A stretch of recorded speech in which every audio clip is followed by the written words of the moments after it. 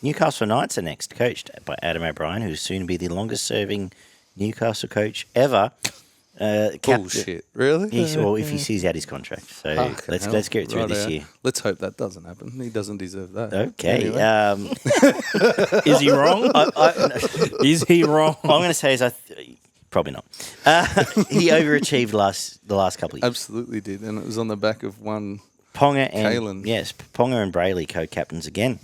They finished 8th in 2024. Essentially, just Bradburied their way into the finals when the Dragons and a few others. Yeah, Best got hot. Ponga got hot. They won the last three. They were pretty much 10th all year, and then just flopped in when Dragons dropped a few games. Dolphins fell off a cliff. A few others disappeared. In 2023... An old mate that's held together with more strapping tape than anybody bar Tohu Harris just kept turning up week after week. But, Tyson Frizzell. R.I.P. Oh, my goodness. In 2023, they were in the bottom four with like 6 games to go, and then they end up finishing 8th as well. Yeah. So anyway, Can win a game off his own bat. 1K Ponga. So they can. The draw this year is they have a pretty cozy draw. Pun, you'll tell us in a sec. Only 9 times they play the top 8. And they do play the top 6 though. The Raiders, Sharks, Dolphins, Titans, Eels, Panthers, Warriors, Tigers, all twice. Pretty good. And the first 4 they kick off with the Tigers, the Dolphins, a bye, and the Bulldogs. So that's not a bad start. Easy and pretty cozy in terms of turnarounds as well, as you can inform us further. Yeah, 2 games against the top 4 in 12 rounds. So they go pretty much half the season without playing, they play the top 4 twice. 9 games against the bottom 5 from last year, so they play everybody twice bar one team. They only play the other 3 teams around them in the bottom of the 8 once each. So, yeah, they have the weakest draw out of anybody this year. Mm-hmm. So that should go a long way to them not making the 8. Okay, they've picked up Matt Arthur from Parramatta, Taj Anand, Francis Malulea, James Schiller from Canberra's interesting, and Sateni Takamo. They've lost David Armstrong, Jed Cartwright, Tom Jenkins, Miles Miller, Fletcher Myers, Dan Saifidi, and Inari Tuala. Is it back to me to read this out, or are you doing this one, Mo? I'll do it. Ponga at fullback, Sharp on the wing, just extended. Gagai Best, Marzu, Gamble and Crossland for the sake of some names in here. Yeah.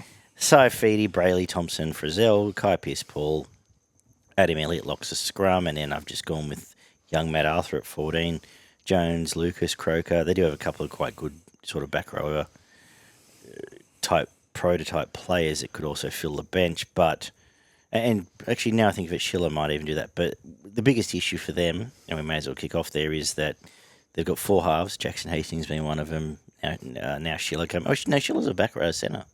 No, I don't think he's a half. Schiller played centre, sorry. I'm thinking of... wing and centre, yeah. Wing and centre. Anyway, they've got their halves that they don't particularly seem to like any of them. Cogger is the other one I'm thinking of, sorry. So Gamble, Cross on Cogger, Hastings.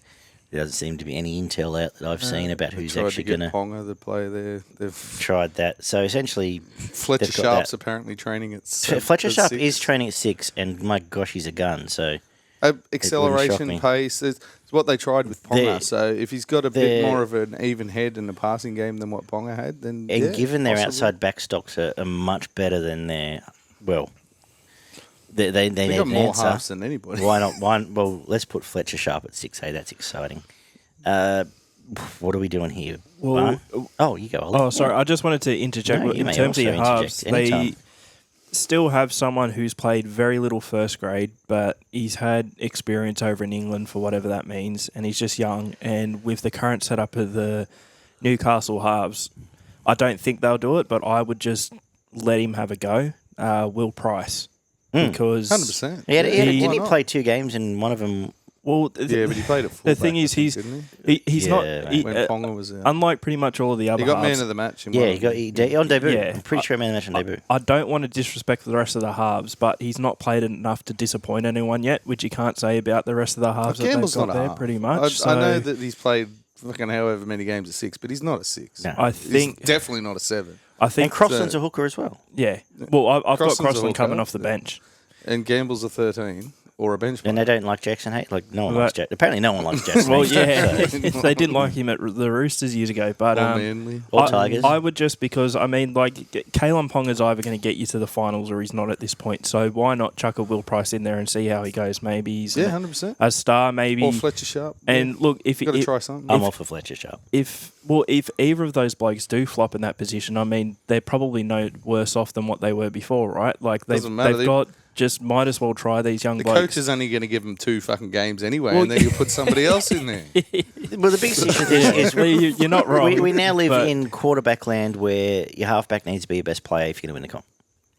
Realistically, Or fullback. The way if you don't, well, and they do have one. The way I'd argue that one is or both, then Newcastle aren't going to win a comp within the next 5 years. So maybe give someone a go and maybe give them time to sort of grow and try to form a combination because they're not getting anywhere near that premiership this year or, as I said, the next 5 years. But I feel like I'm being overly harsh on Newcastle. I feel like I've got them in that irrelevant zone. I don't have them bottom 4. I don't have them top 8, although they could finish top 8. They could finish dead last. They're just that team. Again, it largely depends. You hate to say that a team is like a one-man team or whatever, but from the last couple of years, we have seen Kalen Ponga literally take Newcastle from obscurity to being eliminated in the first week of the finals for whatever that means. I'd have my money on finishing bottom 4 before top 8. But well, so would I, but I've just got him in that middle zone where there are going to be games where I think Ponga drags them to a victory throughout the year. There are going to be a couple of upsets. 6 games for him. I think there's probably going to be a game or two where they beat maybe a lower half of the top 8 side because Ponga just has an absolute blinder. But I don't think it's going to be anywhere near enough to finish in the top 8. But if I had to put money on it, I think it's enough to escape the bottom 4 but man, I would not be surprised if they drop down there. I agree. And the reason I agree is on paper they've still got a good forward pack. I think chopping out one of the Saifidis was getting rid of some dead wood. I think it's a freshen up. Yeah. Kai Pearce-Paul, as you said, Frizzell's just still a freak. Kai Pearce-Paul did some good stuff. Will be better for that year. Adam Elliott had a quiet year. Can only get better. Elliott sort of fell off last year. He started good. But then he was good up until about halfway, and then his missus killed it in the Origin, and I think he got upset. But then they've got your Lucas, your Jones, your Crokers that are all coming through. They've all got ability. And Leo Thompson. Like, they're all up-and-comers. I think they've got a very good forward pack. The only issue is Thompson's got a foot out the door, and it seems like he's got his nose out of joint as well. Well, he was quick to go to market, wasn't he? And, I think he was offended by the offer they gave him, to be honest, and that's why he's ended up going where he's gone. But... and then you throw in then you've got Gagai, Best, Mars, who are going to break tackles, are going to make 100%. Yards, are going to all do enough to keep you in the game. They're very rarely going to be pinned, I think. Gagai had one of his best years I think he's ever had in his career. And Bradman Best had his best 6 weeks. I wouldn't say his best season, but he's someone that's always had niggles. Poor bloke can't stay on the field. That's it. One of his legs just falls off after a few weeks. Fit, he'd be so there are pieces of a very good football team and one of the top fullbacks in the comp, but so I can't condemn them to bottom 4, but I think Ponga would have to be close to a Dalian effort to get them in the top 8. Yeah, I think is the way I completely agree with that. Yeah, 100%. Your thoughts, Brian? The coach must be 20 minutes late every single day because the bloke can't pick what a pair of underpants he's going to fucking wear when he leaves the house. Like, seriously, how do you have your halves change every second week? I don't know. And Cogger, he brought Cogger in, and Cogger played 2 pretty decent games of footy, and then he sacked the bloke for like 6 or 8 weeks. He just like, what I thought Jackson Hastings I didn't think Jackson Hastings did much wrong. He didn't. Seriously, the bloke must just be intolerable, or I don't understand. Obviously, doesn't get along with them. I don't know. Or he just comes in, they lose a game, and he screams at the halves because he doesn't know why they lost the game. Yeah. Or, but I thought that Ponga Hastings combination was very good at times. Yeah, obviously they need to fix those halves up. It's just a joke the way that it was swapped and changed constantly. Sharp training at 6. There's something there. The bloke's got plenty of pace. He's evasive. Don't know how he passes a footy, but if he passes a footy half okay, then just throw him in, give it a go. Why not? Change him a couple of weeks later, it's fine. They've got issues at hooker. I know Brayley played big parts of the year, but a lot of those games he was off for 20, 30 minutes with the niggle or an injury. Well, or that's why I had Arthur in the 14. I think he's gone up there to half do a job, or we're pretty close to doing a job. I think he might get some time at 14. And it's just By the way it's going, Brayley might be at 7 by the time. It's a shame by the because time he we're looked around 4. fantastic at the Sharks, and ever since he's moved from there, injuries have taken a big toll on his career. Oh, 100%. Keep him fit, then it's not a problem. But yeah, the centres are their biggest strengths. The centres and wingers, though, they've got some evasive, big, strong players out there, and they're going to be relying on that. The back row as well, as you mentioned, you got Frizzell out there, and Kai Pearce-Paul. They stand up. They're above average. You get them in the right positions, and they're going to do a job for you. And Ponga, everyone's already mentioned Ponga. I said something about Leo Thompson's attitude. If it's fine, they're good. He needs to be that leader in that pack, because I'm not sure who else is going to do it. I don't. Jacob was decent last year. Is he going the Dogs? But yes. Yeah. So next year they've found what they're after. Yeah. Yeah, and Newcastle fans would have been pinning their hopes on him being their forward leader moving forward, and I'm surprised that Newcastle didn't take that up. Who knows? Attitude, we don't know what goes on behind closed doors up there. But Laurie realised this club sucks.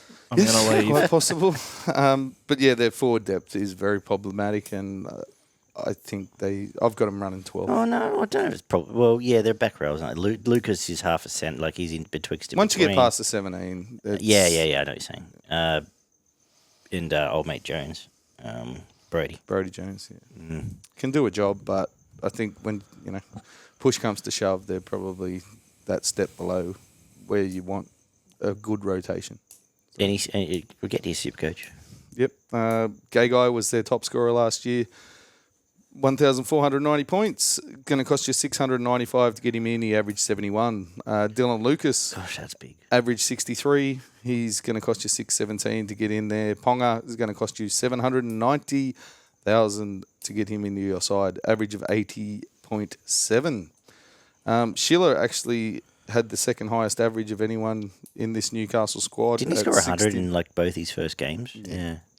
Had an average of 65.8. Those were the days. And Fletcher Sharp averaged 65 last year. What a player. Whether he's on the wing or at 6, somebody you probably could entertain, but at $637,000, you probably might want to wait and sit and see how it comes out to begin with. Ponga's pick your poison, so that's fine. The rest are all just very good draft selections. Oh, 100%. And Frizzell's probably a banker, because if you're just trying to fill a hole in the back row, someone you could bank on. But